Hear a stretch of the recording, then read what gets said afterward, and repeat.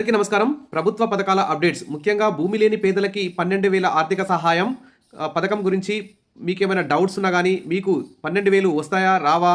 మరి భూమి లేని పేదల్ని ఎలా గుర్తిస్తుంది ప్రభుత్వం అనే అంశాల మీద ఈ వీడియో అయితే చేస్తున్నాను. జనవరి 21 నుంచి 24 వరకు ఈ ఇందిరమ్మ ఆత్మీయ భరోసా పథకం, అంటే భూమి లేని పేదలకి 12,000 ఇచ్చే పథకంపై గ్రామ సభల్లో అయితే నిర్ణయం తీసుకునే అవకాశం ఉంది.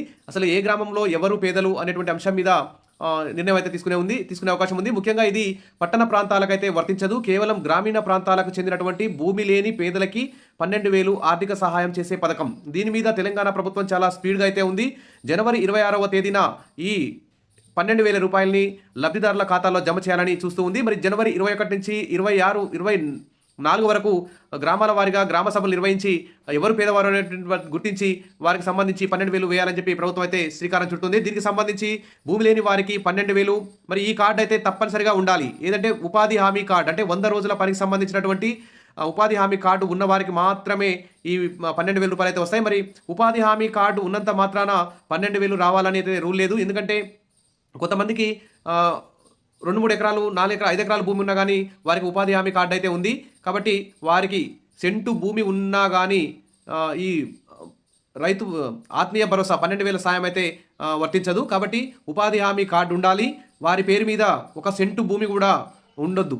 అలాంటి వారికి మాత్రమే ఈ 12,000 ఆర్థిక సాయం అయితే ప్రభుత్వం అందిస్తుంది. ఇక దీనికి సంబంధించి మరి ఇందిరమ్మ ఆత్మీయ భరోసా పథకం కింద ప్రతి సంవత్సరానికి 12,000, సీజన్కి 6,000 చొప్పున అందిస్తారు. సుమారు 10 లక్షల మంది తెలంగాణ రాష్ట్రంగా అర్హులు ఉంటారని చెప్పేసి తెలంగాణ ప్రభుత్వం అంచనా వేసింది. మరి ఉపాధి హామీ పథకం ద్వారానే ఈ అర్హులను గుర్తిస్తారని చెప్పేసి ప్రభుత్వం అయితే ప్రకటించింది.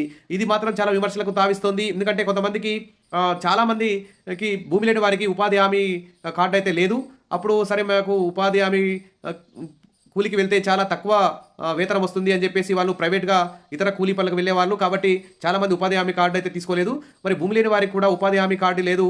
కాబట్టి ఉపాధి హామీ కార్డు లేని వారికి కూడా భూమి లేని వారిని గుర్తించాలని చెప్పి ఇక్కడ ప్రజలందరూ కూడా కోరుతున్నారు. మరి ఉపాధి హామీ జాబ్ కార్డు, మరి బ్యాంక్ అకౌంట్ కూడా ఉండాలి.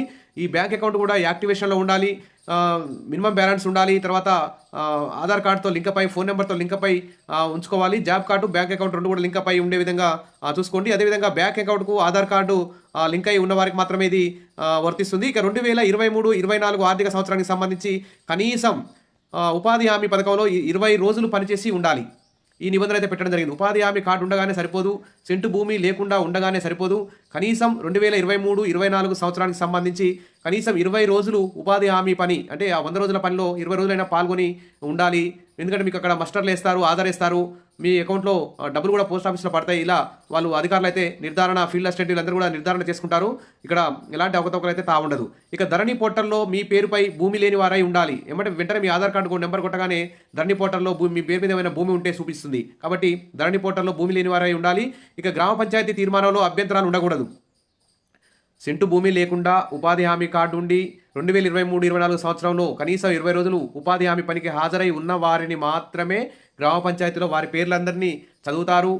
చదివిన తర్వాత అందరి అభిప్రాయాలు, గ్రామ సభల అభిప్రాయాలు తీసుకుంటారు. ఆ విధంగా గ్రామ సభలో ఎలాంటి అభ్యంతరం లేకుండా ఎవరి పేర్లు అయితే సూచించబడతాయో వారి పేర్లని గ్రామ పంచాయతీలో ఒక ఫ్లెక్సీలో కూడా రాయించాలని చెప్పేసి, ప్రదర్శించాలని చెప్పేసి సీఎం గారు కలెక్టర్లకు ఆదేశాలు అయితే జారీ చేయడం జరిగింది. కాబట్టి ఈ నెల జనవరి 21, 24 మధ్య గ్రామాల వారీగా లబ్ధిదారుల జాబితా అయితే విడుదలవుతుంది. ఇక ఇప్పటి వరకు 4,99,495 మందిని అర్హులుగా అయితే గుర్తించారు. ఈ 2-3 రోజుల్లో ఇంకొక 5 లక్షల మందిని చెక్ చేసి వాళ్ళ యొక్క అకౌంట్లోని ఉపాధి హామీ కార్డులోని వాళ్ళు ఎన్ని రోజులు పనిచేసి 20 రోజులు పనిచేసినారా లేదా అని చెప్పేసి చూసి ఇంకా 5 లక్షల మంది గుర్తిస్తారు. మొత్తం 10 లక్షల మంది ఈ ఇందిరమ్మ ఆత్మీయ భరోసా, అంటే భూమి లేని పేదలకు 12,000కు సంబంధించి అర్హులను గుర్తించే అవకాశం ఉంది. ఇక ఉపాధి హామీ జాబ్ కార్డు, బ్యాంక్ అకౌంట్ ఖచ్చితంగా ఉండాలి. బ్యాంక్ అకౌంట్కు ఆధార్ కార్డు లింక్ అయి ఉండాలి. ఉపాధి హామీ పథకంలో కనీసం 2023, 24లో 20 రోజులు పనిచేసి ఉండాలి. గ్రామ పంచాయతీ తీర్మానంలో అభ్యంతరాలు ఉండాలి. మరి ఈ నెల జనవరి 21 నుంచి 24 మధ్య ఈ లబ్ధిదారుల జాబితా అయితే తయారు చేస్తున్నారు. ఇక ధరణి పోర్టల్లో మీ పేరు మీద భూమి లేకుండా చూసుకోవాలి. సరే, ఇంకా ఇదైతే పట్టణ ప్రాంత ఇటీవల కొన్ని గ్రామ పంచాయతీల్లో, మున్సిపాలిటీల్లో కూడా విలీనం చేశారు. అలా విలీనం చేసిన వారికి ఇప్పుడు ఈ 12,000 రూపాయల ఆర్థిక సాయం అందకుండా పోయే అవకాశం ఉంది.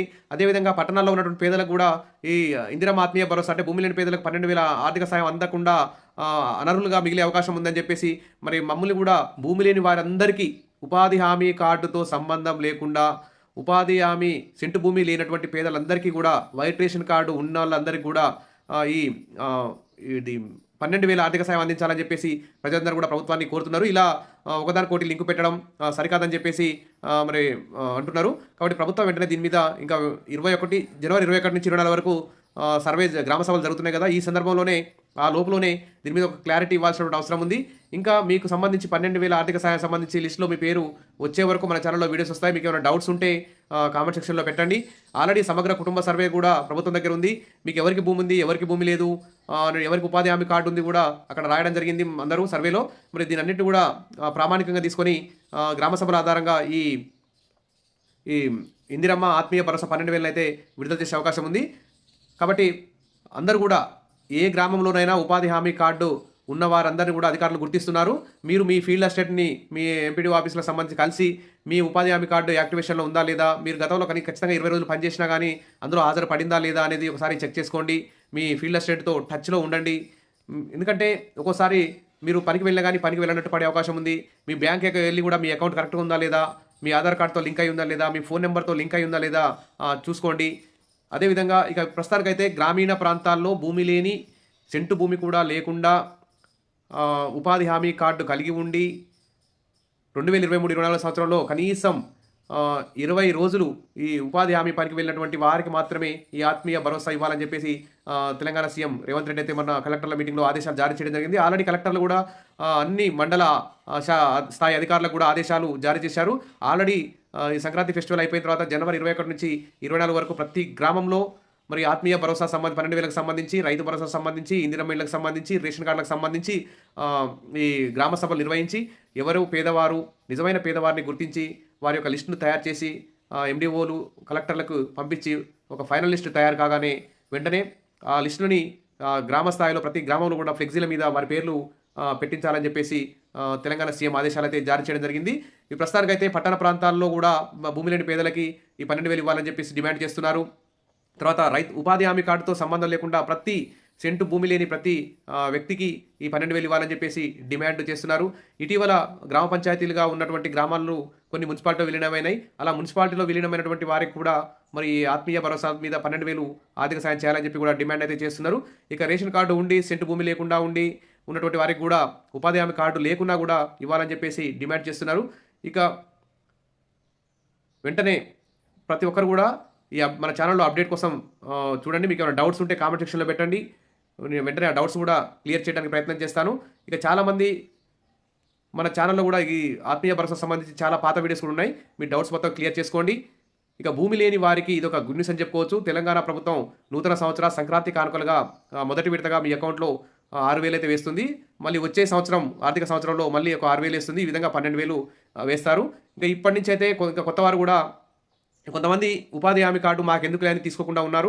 ఇక ప్రస్తుతం చాలామంది మేము ఉపాధి హామీ పని కార్డు తీసుకుంటామని చెప్పి ఇంకా అప్లై చేసుకోవడానికి ముందుకు వచ్చే అవకాశం ఉంది. ఎందుకంటే ఈ పథకం వర్తిస్తుంది కాబట్టి.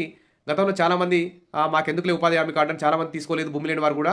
మరి ప్రస్తుతం అయితే మీ మండల స్థాయి అధికారులను కలిసి ఇంకా ఎవరైనా కొత్తగా కార్డు తీసుకోవాలనుకుంటే ఇంకా ఇప్పుడైతే ఆప్షన్ లేదు. ఆప్షన్ రాగానే కొత్త వారు కూడా కార్డు కోసం అప్లై చేసుకోవడానికి అందరూ కూడా ప్రయత్నం చేస్తున్నారు. అప్డేట్ రాగానే నేను తెలియజేస్తాను ఎలా అప్లై చేసుకోవాలి, మీరు ఉపాధి హామీ కార్డు ఎలా పొందాలి.